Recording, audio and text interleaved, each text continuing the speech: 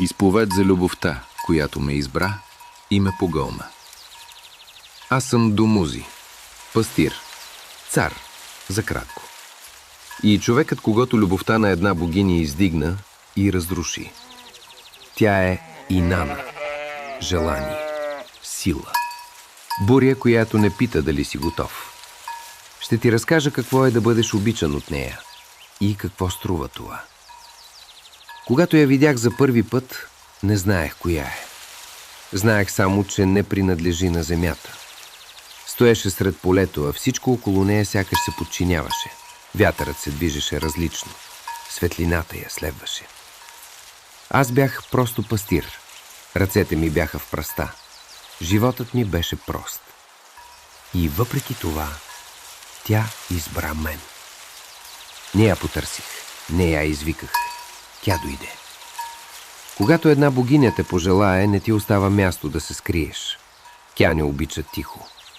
Тя обича така, сякаш светът зависи от това. Докосваше ме, сякаш съм създаден от огън. Гледаше ме, сякаш съм единственият, който съществува. С нея не бях пастир. Бях нещо повече. Тя ме издигна. Постави корону на главата ми. Даде ми трон. Име, което хората произнасяха с уважение. Аз станах цар. Но никой не ти казва какво означава това. Да бъдеш до богиня. Да живееш в нейната светлина и в нейната сянка. Обичах я, по начин, който не разбирах напълно. Но с времето започнах да усещам нещо друго. Тишина между бурите. Мигове, в които тя не беше с мен, дори когато стоеше до мен. Погледът ти започна да се насочва другаде, надолу, към място, за което не се говори. Подземният свят. Там, където никой не се връща. Не аз спрях. Мислех, че ще се върне. Богините винаги се връщат, нали? Но тя не се върна. Не знам колко време мина. Дните загубиха форма. Хората очакваха от мен да управлявам, да бъда силен, да продължа. И аз го направих. Седях на трона, носех короната, живеех. Но не защото бях забравил, а защото не знаех как да спра.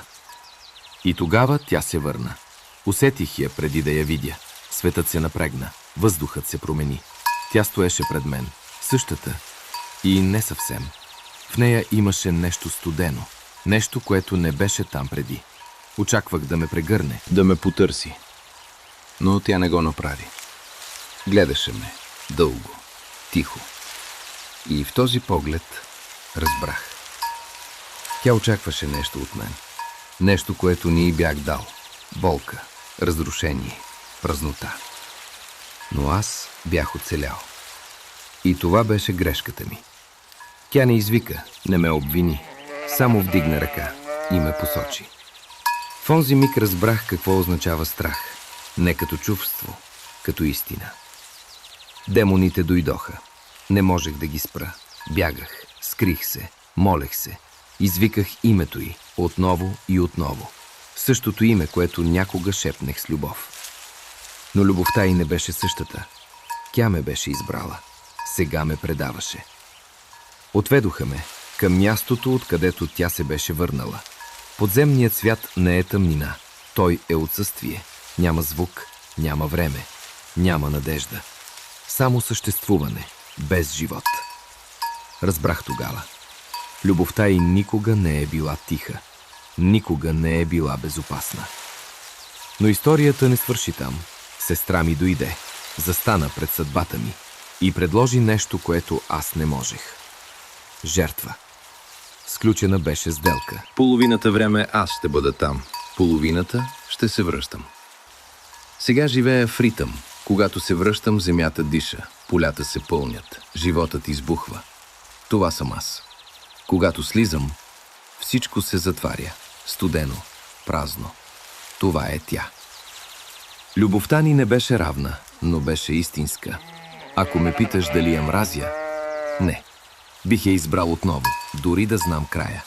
Защото има нещо, което трябва да разбереш. Да бъдеш обичан от богиня означава да загубиш себе си, но и да станеш нещо повече.